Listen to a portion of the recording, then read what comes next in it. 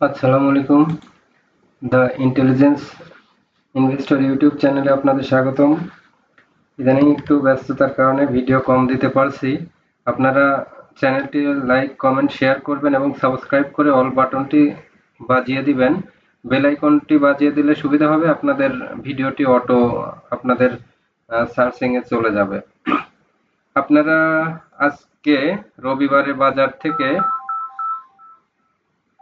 কিছু আপডেট পেয়েছি, সেই জিনিসগুলো দেখুন। প্রতিদিনের মতো টপ 10টা আজকে দেখাবো। প্রথমে ছিল মীর আক্তার, পরে একমি পেস্টিসাইড, তৃতীয় BD Thai food, Muzaffar spinning, চতুর্থ রিলায়েন্স ইন্স্যুরেন্স, পঞ্চম অ্যাপেক্স স্পিনিং, ষষ্ঠ এশিয়াটিক ল্যাব, সপ্তম কপারটেক, অষ্টম এসআইসিএল, নবম ইপিজিএল, দশম Sino Bangla. Mercantile bank, Lovello, runner auto, golden son, PTL, daffodil computer, shepherd, BPPL, KDS, এগুলো নিয়েই আজকের অ্যানালাইসিসটা দেখাবো। চলুন দেখে আসি। প্রথমে দেখব হলো, প্রথমে চলুন দেখে আসি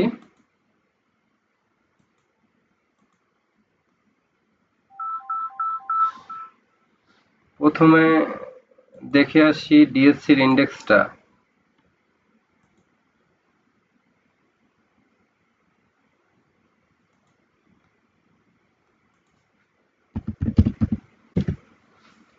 দেখেন ডিএসসির ইন্ডেক্স যে এখানে এই সাপোর্ট লাইনে আছে। এখন এখান থেকে যদি ডাউন হয় তাহলে মার্কেট খারাপ হবে, এখান থেকে আপ হলে মার্কেট এখানে হেজিটেশনে আছে। এই হেজিটেশন অবস্থায় কি করবেন আপনারা? অবজারভেশনে থাকবেন। এই সব সময় অবজারভেশনে থাকতে হয়। এখানে দেখেন ডিএসসির ইন্ডেক্স যে এমএসসিডিটা এখানে ক্রস করবে, সো এখানে অবজারভেশন করাটাই বেটার। মার্কেট স্লো হলেও সামান্য একটু স্লো হয়ে আবার ঘুরবে, খুব বেশি স্লো হবে না। এখন চলুন প্রতিদিনের মতো ওই স্টকগুলো দেখে আসি।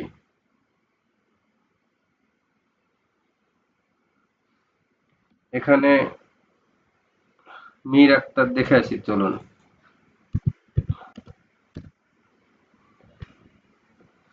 মীর আক্তার এই যে আজকে অনেক ভালো অবস্থানে, এই যে একটা ব্রেকআউট নিয়েছে। মীর আক্তার অনেক স্ট্রং। এই যে এই পজিশনটাই আমি খুঁজি। আজকে যখন এখানে এই যে একটা ব্রেকআউট নিল এখান থেকে, এই জায়গায় কেনা দরকার ছিল আজকে স্টকটি। তো আমি যেহেতু ট্রেড আওয়ারে এটা খেয়াল করিনি, এখন খেয়াল করলাম। এই শেয়ারটার ভবিষ্যৎ অনেক ভালো, এটা নিতে পারেন। এরপরে চলুন দেখে আসি একমি পেস্টিসাইড। একমি পেস্টিসাইডের ট্রেন্ডটা নষ্ট হয়ে গিয়েছিল, কিন্তু এই যে এখানে দেখেন সাপোর্ট লেভেলে এসেও আবার ঘুরে গেছে। এটা ভেরি পজিটিভ, অনেক স্ট্রংলি 8% বেড়ে যেহেতু এখানে ঘুরতেছে, সো এই ঘোরাটা অনেক স্ট্রং এবং পজিটিভ। এটাকে এখন আবার আপ ট্রেন্ডে নিয়ে যাওয়ার মতো অবস্থা নেই, যে এখানে একটা সাপোর্ট নিয়েও আবার আপার সুইং একটা দিবে। এরপরে তৃতীয় অবস্থানে আছে হচ্ছে বিডি থাই ফুড। চলুন বিডি থাই ফুড দেখে আসি।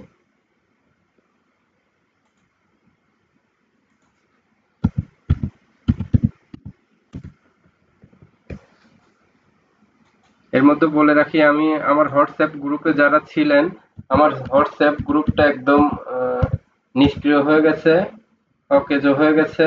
আর হোয়াটসঅ্যাপ গ্রুপটি কে যেন হ্যাক করেছে, হোয়াটসঅ্যাপ গ্রুপটি আর সক্রিয় হবে না। সো আপনারা ডিরেক্টলি আমার ইউটিউব চ্যানেলের সাথেই যারা দেখতে চান কানেক্ট থাকবেন। আর কোনো ফেসবুক, ইউটিউব মাধ্যমে দেয়া হবে কিনা জানি না, ইউটিউব চ্যানেলেই সব সময় পাবেন। যারা সার্চ করে কানেক্ট করে রাখবেন তারা প্রতিনিয়ত আপডেট পাবেন। তো বিডি থাই ফুড, এই যে বিডি থাই ফুডও এখন আজকের ট্রেডটা পজিটিভ। খারাপ মার্কেটের ভিতরে কিন্তু অনেক স্টক পেয়ে যাচ্ছেন।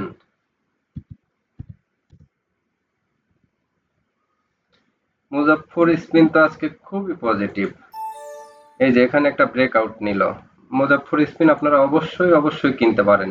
এটা সবচেয়ে, আপনাদের যদি বলেন যে সবচেয়ে বেশি কোনটা সাজেস্ট করতেছি, তাহলে মুজাফফর স্পিন। এরপরে চলুন রিলায়েন্স ইন্স্যুরেন্স দেখে আসি। রিলায়েন্স ইন্স্যুরেন্সটা দুইটা কারেকশন নিয়েছে, এখানে এটাকে ডিনাই করি। অ্যাপেক্স স্পিন দেখে আসি। অ্যাপেক্স স্পিনের অবস্থাটা এখানে দেখুন, এই অবস্থান থেকে আজকে আবার ঘুরে গেছে। কালকে যদি একটা বড় গ্রিন ক্যান্ডেল দেয়, ওইখান থেকে আবার অনেক বেশি একটা গ্যাপ দিবে। কালকের যদি গ্রিন ক্যান্ডেল দেয় তাহলে সবাই অ্যাপেক্স স্পিনে ঢুকে পড়বেন, কারণ পরের সুইংটা অনেক বেশি বড় হতে পারে। এশিয়াটিক ল্যাব দেখে আসি চলুন। এশিয়াটিক ল্যাব এখনো পজিশন অবজারভেশনের এখানে পজিশনটা খুব একটা ভালো না। কালকে যদি বড় গ্রিন ক্যান্ডেল দিয়ে উপরে হয় তাহলে ট্রেন্ড ধরে রাখবে, না হলে ট্রেন্ডটা নষ্ট হতে পারে। আর ট্রেন্ডটা নষ্ট হলেই কিন্তু আমরা দেরি করব না, 1 সেকেন্ডও বের হয়ে যাব। কপার টেক, চলুন কপার টেক দেখে আসি।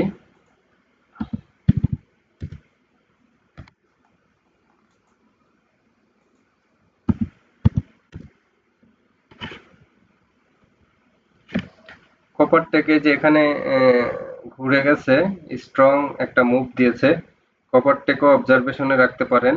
এরপরে চলুন দেখে আসি এসআইসিএল।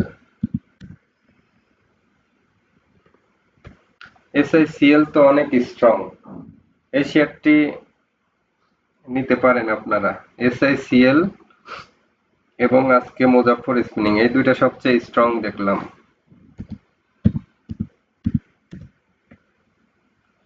এরপরে এই পিজিএলটা আপনারা নিতে পারেন, এই পিজিএল এর অবস্থাটা ভালো। চলুন পরবর্তী আরো কিছু স্টক দেখে আসি। সিনো বাংলা, সিনো বাংলাটা এর অনেক আগে বলেছিলাম যদি এই 57 ক্রস করে তাহলে সিনো বাংলায় ঢুকে পড়বেন, এখনো সময় হয়নি।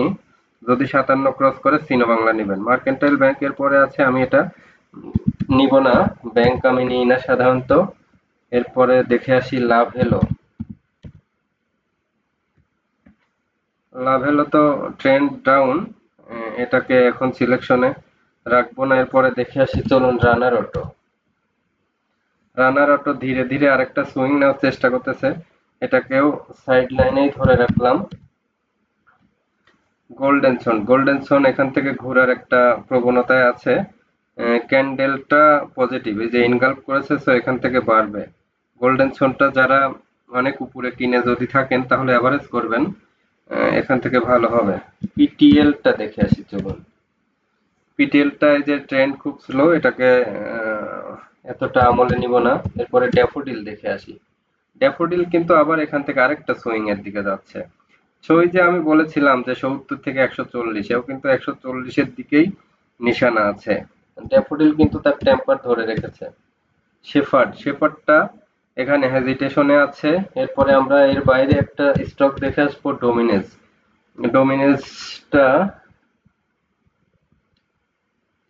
ডোমিনেজটা এখন পর্যন্ত তার ট্রেন্ড ধরে রেখেছে। এই যে একদিন রেড ক্যান্ডেল দিয়েছে, এটা খুব একটা খারাপ না। কালকে আবার একটা গ্রিন ক্যান্ডেল দিবে, খুব হোপফুলি আশা করা যায়।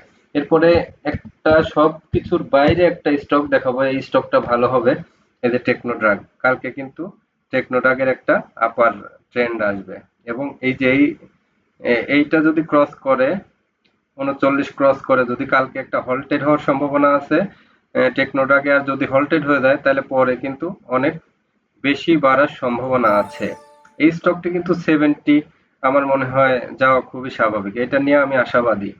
তো আজকের সাজেশন থাকলো আপনার কয়টি স্টক: টেকনোড্রাগ, এসআইসিএল, ইপিজিএল, মুজাফফর স্পিনিং। এই কয়টা স্টক সম্পর্কে স্ট্রং আপনাদের সাজেস্ট থাকলো। আর অ্যাপেক্স স্পিন যদি কালকে 5-6% বেড়ে যায় অবশ্যই অবশ্যই এন্ট্রি নেবেন, কারণ এর পরে সুইংটা হবে আরো 15-20% টানের উপরে প্রফিট পাবেন। কারণ এখানে একটা ব্রেকআউট হচ্ছে এবং স্ট্রং ব্রেকআউট, এবং পরের ওয়েভে ভালো একটা প্রফিট পাবেন। তো আজকে এ পর্যন্তই, ভালো থাকবেন। আর প্লিজ আমার চ্যানেলটিকে সাবস্ক্রাইব করবেন, ভিডিও পুরো দেখবেন এবং লাইক কমেন্ট শেয়ার করে রাখবেন, অনেককে দেখার সুযোগ করে দিবেন। আপনারা অবশ্যই অবশ্যই আমার চ্যানেলটি প্রতিদিন পুরো ভিডিও দেখবেন। সবাই ভালো থাকবেন, আজকে এ পর্যন্তই, আল্লাহ হাফেজ।